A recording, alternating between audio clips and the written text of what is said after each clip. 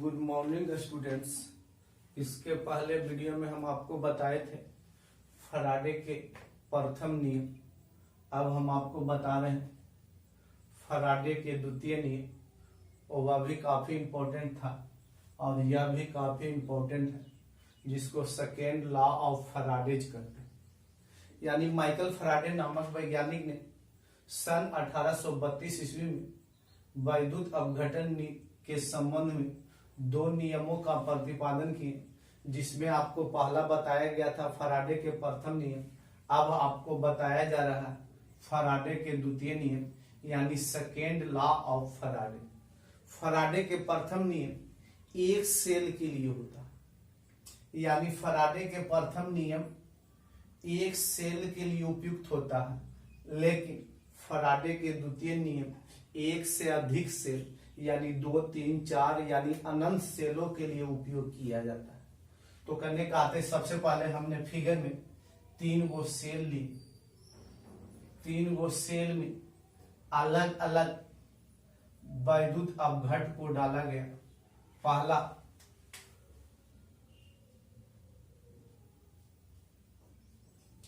पहला में copper sulphate विलयन, दूसरा में वैद्युत अपघट के रूप में NaCl, और तीसरा में सिल्वर नाइट्रेट के घोल को डाला गया। यानी करने का अर्थ 3 सेलों को लिया गया है, यानी एक से अधिक सेल को लेना है फराडे के द्वितीय नियम में। तो फराडे नामक वैज्ञानिक ने सेकेंड लॉ यानी द्वितीय नियम में बताया कि किसी भी श्रेणीबद्ध सेलों से, यानी श्रेणी क्रम में सजाना, तो किसी भी श्रेणीबद्ध सेलों से समान परिमाण के विद्युत धारा को प्रवाहित करने पर, किसी भी श्रेणीबद्ध सेलों से समान परिमाण के विद्युत धारा को प्रवाहित करने पर इलेक्ट्रोड पर मुक्त पदार्थ की मात्रा धातु के तुल्यांकी भार, जिसको समतुल भार भी कहते हैं, धातु के तुल्यांकी भार के समानुपाती होते हैं।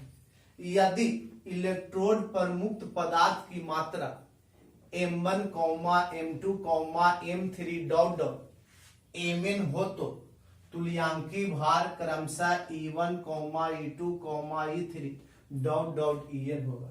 यानी फराडे के द्वितीय नियम से एक ऑब्जेक्टिव क्वेश्चन पूछता है जो काफी इंपॉर्टेंट है, जिसमें बताया गया ऑब्जेक्टिव क्वेश्चन में कि फराडे के द्वितीय नियम किससे संबंधित होते हैं। तो फराडे के द्वितीय नियम करने का अर्थ है धातु के समतुल भार, या उसी का दूसरा नाम है धातु के तुल्यांकी भार से संबंधित होता है।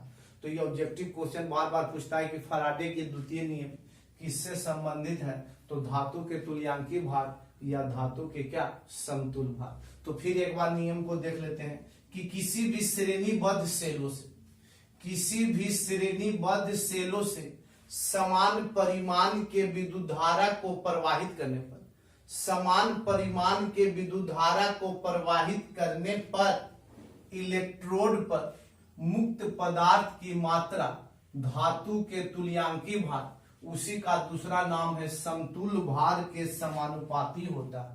यदि इलेक्ट्रोड पर मुक्त पदार्थ की मात्रा M1, M2, M3 Mn हो तो तुल्यांकी भार क्रमशः E1, E2, E3 En होगा।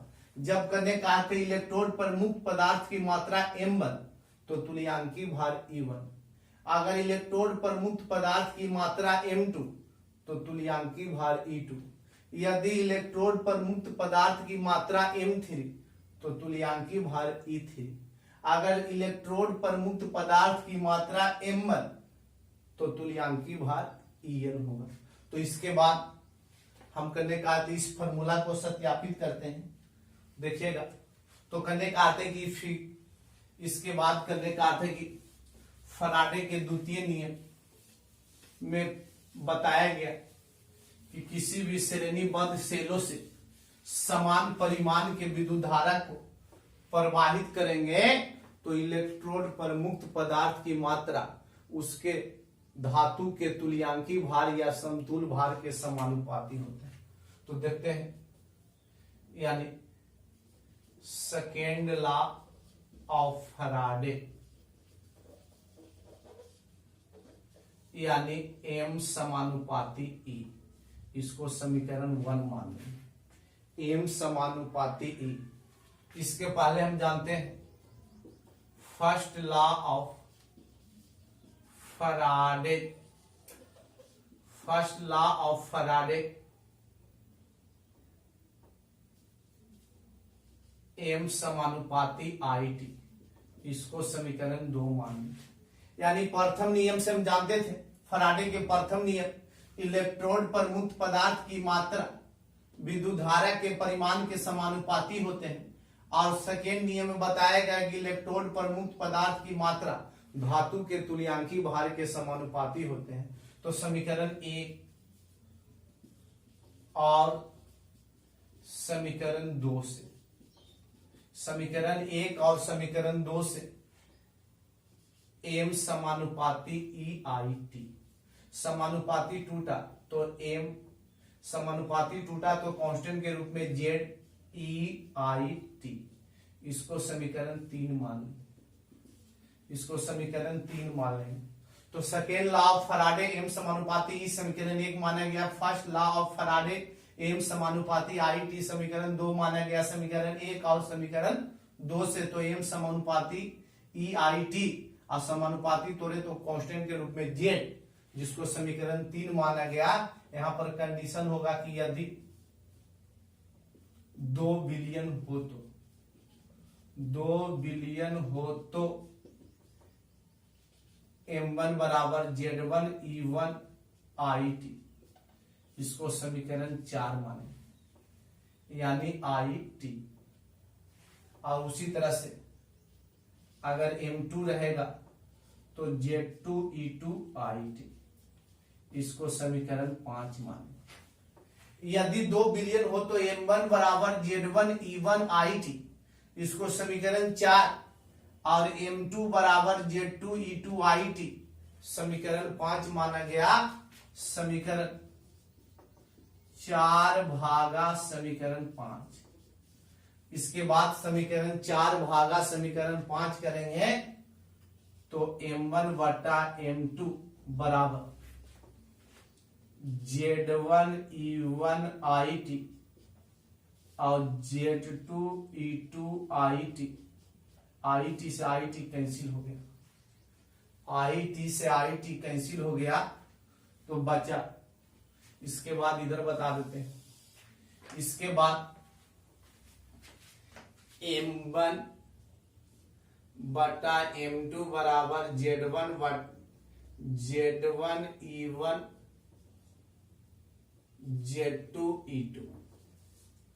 तो करने का अर्थ है कि M1 बटा M2 बराबर Z1 बटा Z2 या M1 बटा M2 बराबर E1 बटा E2। इसका मतलब हुआ कि M1 बटा M2 बराबर Z1 बटा Z2 बराबर E1 बटा E2, E1 बटा E2। यही आपका second law of Faraday, second law of Faraday, यही आपका सेकेंड लॉ ऑफ फैराडे। तो फिर से देखते हैं कि करने का अर्थ है कि माइकल फैराडे नामक वैज्ञानिक ने द्वितीय नियम में बताया कि किसी भी श्रेणीबद्ध सेलों से समान परिमाण के विद्युत धारा को प्रवाहित करते तो इलेक्ट्रोड पर मुक्त पदार्थ की मात्रा धातु के तुल्यांकी भार या धातु के समतुल भार के समानुपाती होते हैं। तो second law of Faraday M समानुपाती कैपिटल, इसको समीकरण 1 माने।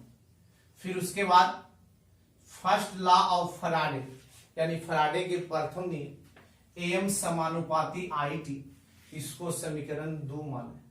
समीकरण 1 और समीकरण 2 से, समीकरण 1 और समीकरण 2 से तो करने का अर्थ है कि एक साइड बराबर होता है तो दूसरा साइड भी बराबर हो जाता है। तो एम इधर एक साइड बराबर है तो एम समानुपाती ई आई टी, और जब समानुपाती तोड़े तो कांस्टेंट के रूप में जेड लगाया गया, जिसको विद्युत रासायनिक तुल्यांक कहते हैं। तो m बराबर जेड ई आई टी, इसको समीकरण 3 माना गया। समीकरण कितना माना गया?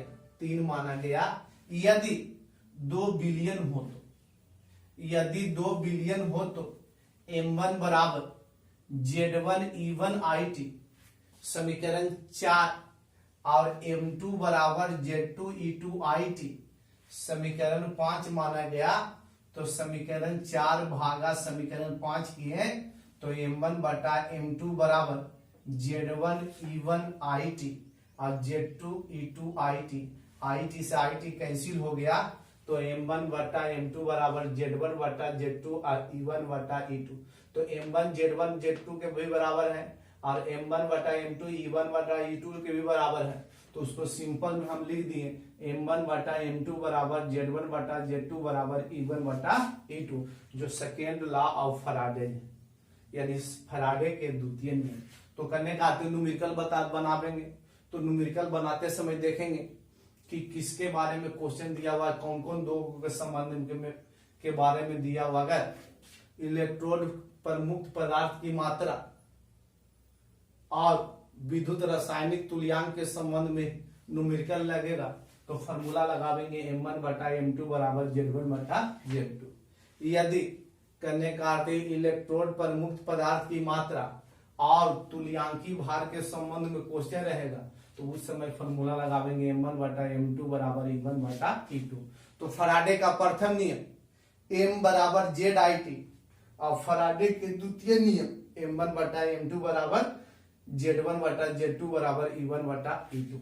तो दोनों नियमों के बारे में आपको बताया गया और दोनों नियमों को सत्यापित करके भी आपको दिखाया गया।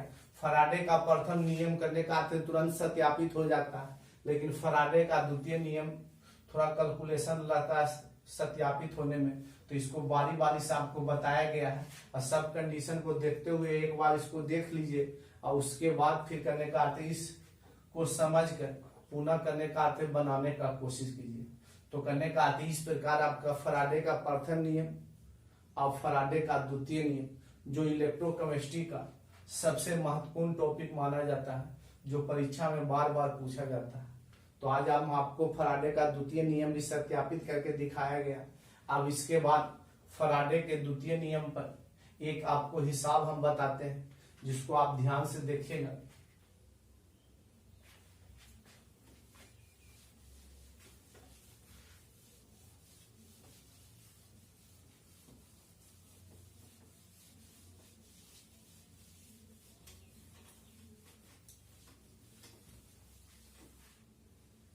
देखिएगा क्वेश्चन, एक विद्युत धारा कॉपर सल्फेट सिल्वर नाइट्रेट घोल में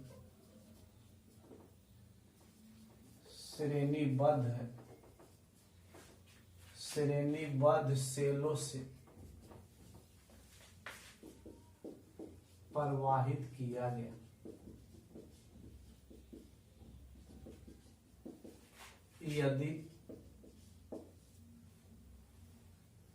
यदि किसी समय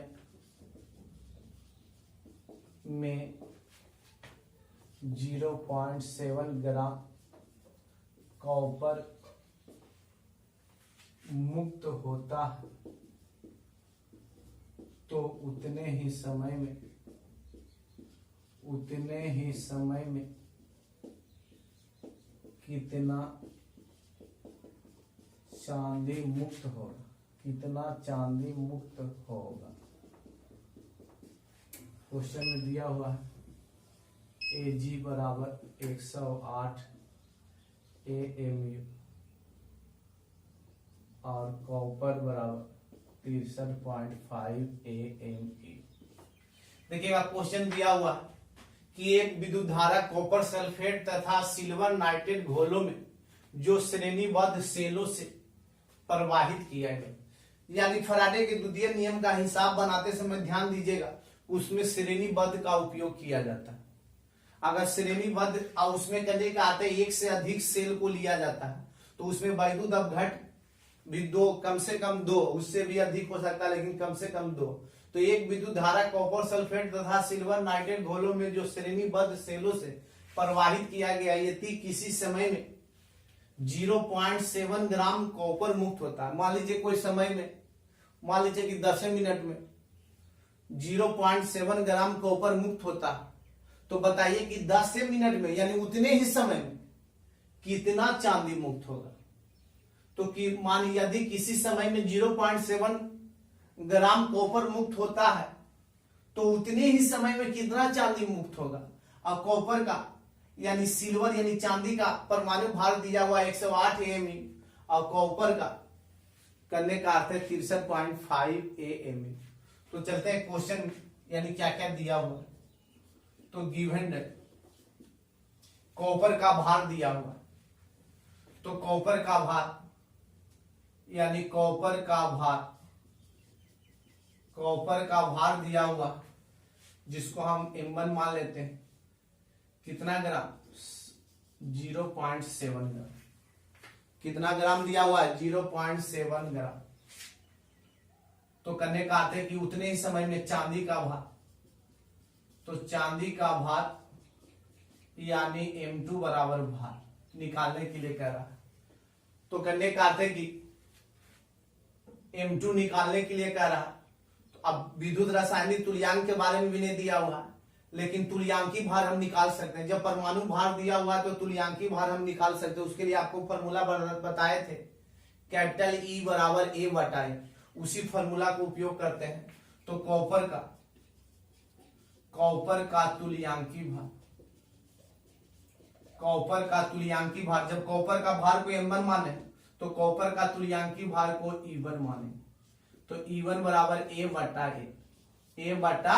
N। तो इसका मतलब है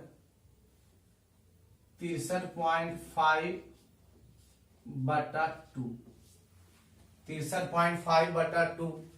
उसी तरह से चांदी का तुल्यांकी भार E2 माने तो कैपिटल A बटा N।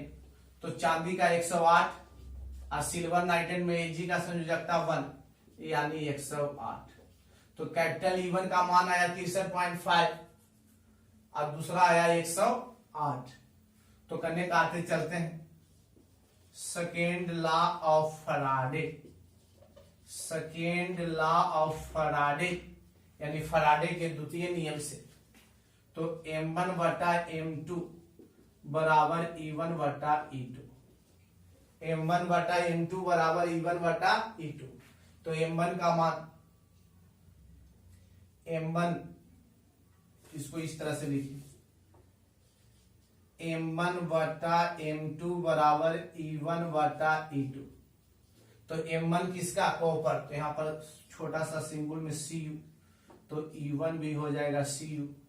M2 करने का अर्थ है चांदी Ag वाला, तो करने का अर्थ है E भी हो जाएगा Ag। तो कॉपर का भार 0.7 अब बटा करने का अर्थ है चांदी का निकालने के लिए करा है तो M2 ही रहने देंगे, और E1 का मान 63.5 बटा 2 अब बटा 108। तो फिर देखते हैं, करने का अर्थ है 0.7 बटा M2 और 63.5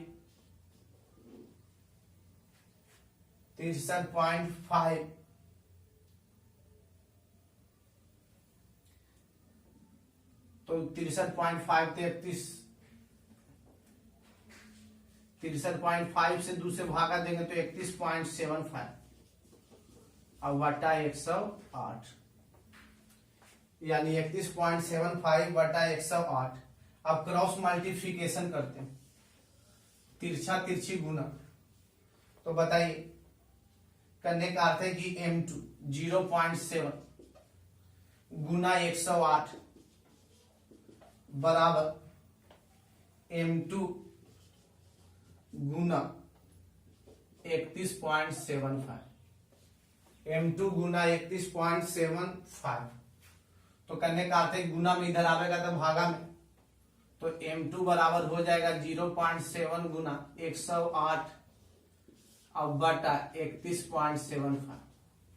दशमलव हटाते हैं, तो दशमलव हटाएं तो नीचे एक शून्य और ऊपर दो शून्य, एक शून्य से एक शून्य कट गया तो आ गया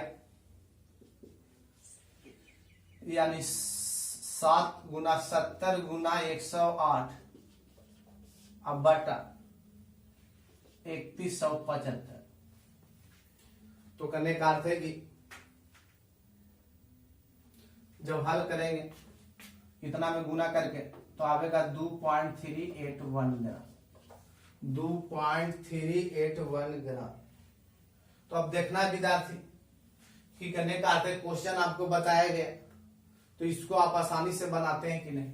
तो एक विद्युत धारा कॉपर सल्फेट तथा सिल्वर नाइट्रेट घोल में जो श्रेणीबद्ध है, जो श्रेणीबद्ध सेलों से प्रवाहित किया गया, यदि किसी समय में 0.7 ग्राम कॉपर मुक्त होता है तो उतने ही समय में कितना चांदी मुक्त होगा।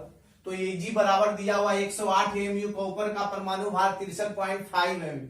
तो हम गिवन क्वेश्चन में दिया हुआ है कॉपर का भार m1 यानी 0.7 ग्राम। तो चांदी का भार निकालना है तो उसको हम m2 मान लिए यानी m2 बराबर भार।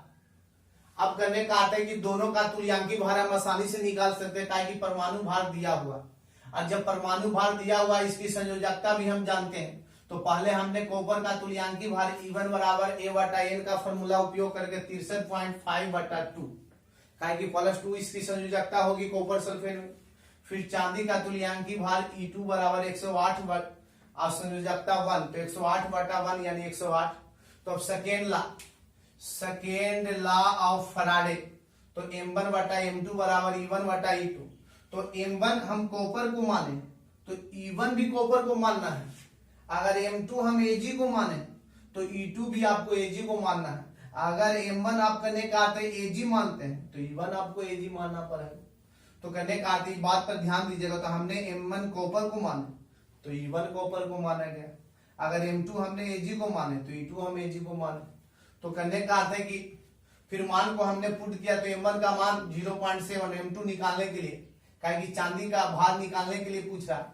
और 63.5 बटा 2 बटा 108, 63.5 में भागा देंगे 2 से, तो करने का आते 31.75 बटा 108 0.7 बटा m2, क्रॉस मल्टीप्लिकेशन तिरछा तिरछी गुना करते हैं तो 0.7 गुना 108 और उसके बाद बराबर m2 गुना 31.75। करने का आते जब गुना कर दिए तो 31.5 गुना में तो इधर आवेगा तो भागा में दशमलव हटावे तो इसके ऊपर एक शून्य, यहाँ से दशमलव हटाएं तो दो शून्य, एक शून्य से एक शून्य, 7 गुना 10 यानी 70 गुना 108 बटा 3175। जब इसको गुना करके इतना से भागा देंगे तो 2.381 ग्राम जो चांदी का भार ज्ञात होगा। 2.381 ग्राम, 2.381 ग्राम जो चांदी का भार पता चलेगा। तो इस तरह से हम इस वीडियो में हम आपको फैराडे के द्वितीय नियम के बारे में बताएं। उसको करने का आते कि नियम को बताया भी गया और नियम को सत्यापित करके दिखाया भी गया, और उसके बाद आपको करने का आते उस पर एक न्यूमेरिकल बताया गया जो फैराडे के द्वितीय नियम पर संबंधित है। फैराडे के द्वितीय नियम पर संबंधित है। तो इस तरह से आपको करने का अर्थ इलेक्ट्रोकेमिस्ट्री का महत्वपूर्ण टॉपिक यानी करने का अर्थ कि बताया गया कि फैराडे के वैद्युत अपघटन के नियम यानी प्रथम नियम को भी बताया गया इसके पहले वाले वीडियो में। अब आज हम आपको करने का आते फैराडे के द्वितीय नियम के बारे में बताएं और उसको करने का आते सत्यापित करके भी दिखाया गया और उस पर न्यूमेरिकल भी बनाया गया, न्यूमेरिकल भी बताया गया, जिसको आप समझ के पुनः करने का आते कि हम जो आपको वीडियो बनाए उसमें करने का आते फैराडे के द्वितीय नियम को सत्यापित किए, उसको समझ कर फिर अपना मन से कॉपी पर सत्यापित करना है और कॉपी पर लिखना है। तो उससे क्या होगा कि आपको फिर करने का अर्थ दिक्कत नहीं होगा। अगर आपको ध्यान से करने का अर्थ है कि अगर मान लीजिए कि ध्यान से बात निकल गया तो या तो आप वीडियो को देख सकते हैं, तो उसको आप कॉपी पर लिख लिए, जिस कॉपी पर लिखे हैं उसको भी एक बार देख लीजिएगा। तो पहला काम क्या करना है, इसको वीडियो को समझ गए, फैराडे के द्वितीय नियम को करने काते पूर्ण रूप से समझ गए और उसके बाद अपना मन से कॉपी पर सत्यापित करिए, उसके बाद मिलाइए कि हमने सही सत्यापित किए कि नहीं, और उसके बाद आपको न्यूमेरिकल बताया गया। तो इस तरह से आपको करने काते फैराडे के द्वितीय नियम के बारे में बताया गया, जिसको आप ध्यान से देखिएगा।